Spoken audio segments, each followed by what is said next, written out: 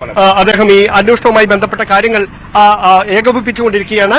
ഉദ്യോഗസ്ഥരുടെ വിവിധ സംഘങ്ങൾ, അതായത് രാജ്യാന്തര വിമാനത്താവളത്തിന് സമീപം, ഒപ്പം തന്നെ ഈ ഓൾ സയൻസ് കോളേജിന്റെ ഭാഗമായിട്ടുള്ള വിജനമായ സ്ഥലങ്ങൾ, അവിടങ്ങളൊക്കെ വ്യാപകമായ പരിശോധന നടക്കുന്നത്. എന്തായാലും Thiruvananthapuram city police commissioner CH നാഗരാജുവിന്റെ നേതൃത്വത്തിൽ ഇന്നലെ അർദ്ധരാത്രി തുടങ്ങിയ പരിശോധനകളാണ് ഇപ്പോൾ ഈ മണിക്കൂറിലും 9 മണിക്കൂർ പിന്നിടുമ്പോഴും പുരോഗമിച്ചുകൊണ്ടിരിക്കുന്നത്. അതായത് വ്യാപകമായ പരിശോധനകൾ തിരുവനന്തപുരം നഗരത്തിന്റെ വിവിധ ഭാഗങ്ങൾ, പ്രത്യേകിച്ച് വിജനമായ സ്ഥലങ്ങൾ കേന്ദ്രീകരിച്ചുകൊണ്ടൊക്കെ പുരോഗമിക്കുന്നു. അതോടൊപ്പം തന്നെ പ്രധാനമായി എടുത്തു പറയേണ്ട കാര്യം, അദ്ദേഹം തന്നെ സൂചിപ്പിച്ച പോലെ ഈ CCTV ദൃശ്യങ്ങൾ വീണ്ടെടുക്കുന്നതിന് വേണ്ടിയിട്ടുള്ള വളരെ നിർണായകമായ ഒരു നീക്കം അത് ഉദ്യോഗസ്ഥരുടെ ഭാഗത്ത് നിന്ന് നടക്കുകയാണ്. അദ്ദേഹത്തിന്റെ ഔദ്യോഗിക വാഹനം മാറ്റി മറ്റൊരു വാഹനത്തിലാണ് ഈ സിറ്റി പോലീസ് കമ്മീഷണർ ഇതുമായി ബന്ധപ്പെട്ട പരിശോധനകളുടെ ഭാഗമായി വിവിധ ഇടങ്ങളിലേക്ക് എത്തിക്കൊണ്ടിരിക്കുന്നത് എന്നതാണ് എടുത്തു പറയേണ്ടത് കാര്യം. കാരണം ഇന്നലെ പുലർച്ചെ തുടങ്ങിയ പരിശോധനയാണ്. പക്ഷേ കാര്യമായ ഒരു പുരോഗതി ഈ മണിക്കൂറിൽ, അല്ലെങ്കിൽ ഇത്രയധികം മണിക്കൂറുകൾ പിന്നിടുമ്പോഴും അന്വേഷണത്തിൽ കാര്യമായ ഒരു പുരോഗതി ഇല്ല എന്ന്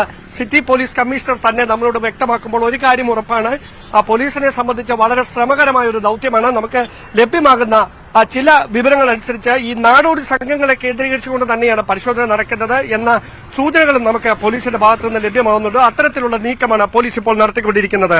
അശ്വതി, നമുക്കിതിനു മുമ്പും ഇത്തരത്തിലുള്ള സംഭവങ്ങൾ ഉണ്ടായിരുന്നു. ആ സമയത്തൊക്കെ കേരളം ഒന്നിച്ചു നിന്ന ഒരു സാഹചര്യം ഉണ്ടായിരുന്നു. അബിഗേലിന്റെ കാര്യത്തിൽ അബിഗേലിനെ കാണാതായത് മുതൽ, അത് മാധ്യമങ്ങളുടെ മുന്നിലേക്ക് വന്നത് മുതൽ മാധ്യമങ്ങളും നാട്ടുകാരും അതിനായി അങ്ങേയറ്റം പ്രയത്നിച്ച ഒരു സാഹചര്യം ഉണ്ടായിരുന്നു. പ്രതികൾക്ക് അവസാനം ഒരു വഴിയുമില്ലാതെ കുട്ടിയെ വഴിയിൽ ഉപേക്ഷിച്ചു പോകേണ്ട അവസ്ഥയിലേക്ക് എത്തിച്ചത് ആ ഒരു രീതി തന്നെയാണ്.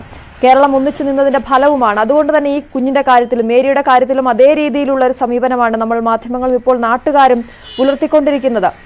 അതുകൊണ്ട് തന്നെ താമസിച്ചു വന്ന പ്രേക്ഷകർക്കായി എങ്ങനെയാണ് ഈ ഒരു സ്കൂട്ടർ ഇതിലേക്ക് വരുന്നുണ്ടല്ലോ, ഒരു സ്കൂട്ടറിലാണ് ഈ കുട്ടിയെ തട്ടിക്കൊണ്ടു പോയത് എന്നുള്ളത്, അത് ആരാണ് കണ്ടത്? ഈ 12 മണിവരെ ഉറങ്ങിക്കിടന്ന കുഞ്ഞിനെ കാണാനില്ല എന്ന് ഈ രക്ഷകർത്താക്കൾ എപ്പോഴാണ് അറിഞ്ഞത്? ഇവർ പോലീസിനോട് പറഞ്ഞ കാര്യങ്ങൾ അത് ഒന്ന് പ്രേക്ഷകരുമായി പങ്കുവയ്ക്കാമോ? അശ്വതി, ഇന്നലെ അർദ്ധരാത്രി, അതായത് ബ്രഹ്മോസിന് സമീപത്ത് ഈ നാടോടി സംഘം ഇവർ ഹൈദരാബാദിൽ നിന്ന് എത്തിയത് ആണ് എന്നാണ് പോലീസിന് പ്രാഥമികമായി ലഭ്യമാകുന്ന സൂചനകൾ. അത്തരത്തിൽ ഇന്നലെ രാത്രിയിൽ ബ്രഹ്മോസിന് സമീപം അവർ സാധാരണ കിടന്നുറങ്ങുന്ന സ്ഥലത്ത് അച്ഛനും അമ്മയും 2 സഹോദരങ്ങളും മേരിയും അടങ്ങുന്ന കുടുംബം കിടന്നുറങ്ങുകയായിരുന്നു. അങ്ങനെ ഉറങ്ങുന്നതിനിടയിൽ സ്കൂട്ടറിലെത്തിയ, ഒരു മഞ്ഞ നിറമുള്ള സ്കൂട്ടറിലെത്തിയ 2 അംഗ സംഘം അവർ ഈ 2 വയസ്സ് മാത്രം പ്രായമുള്ള മേരി എന്ന ആ കുഞ്ഞിനെ അവിടെ നിന്ന് തട്ടിയെടുത്തതിന് ശേഷം മുട്ടായി കാണിച്ച് മേരിക്ക് ഒപ്പം കിടന്നുറങ്ങിയിരുന്ന സഹോദരങ്ങൾ, ഈ കുഞ്ഞിനെ തട്ടിയെടുക്കുന്ന സമയത്ത് ഈ സഹോദരങ്ങൾ ഉണർന്നിരുന്നു. അതിലൊരു സഹോദരനെ കൂടി മുട്ടായി കാണിച്ച് അവിടെ നിന്ന് ഈ സംഘത്തോടൊപ്പം കൊണ്ടുപോകാനുള്ള നീക്കം അവർ നടത്തിയെന്നാണ് ഈ സഹോദരങ്ങൾ പേട്ട പോലീസിന് ആദ്യഘട്ടത്തിൽ നൽകിയ മൊഴിയിൽ ലഭ്യമായിരിക്കുന്ന സൂചനകൾ. അത്തരത്തിൽ ഈ കുഞ്ഞുമായി കടക്കുന്നു. ഈ പെട്ടെന്ന് ഈ സഹോദരങ്ങൾ ചാടി ഉണരുന്നു, മാതാപിതാക്കളെ കാര്യം അറിയിക്കുന്നു. അവർ ഉടൻ തന്നെ അടുത്തുള്ള പേട്ട പോലീസ് സ്റ്റേഷനിലെത്തി കുഞ്ഞിനെ തട്ടിക്കൊണ്ടു പോയി എന്ന വിവരം കൈമാറുന്നു.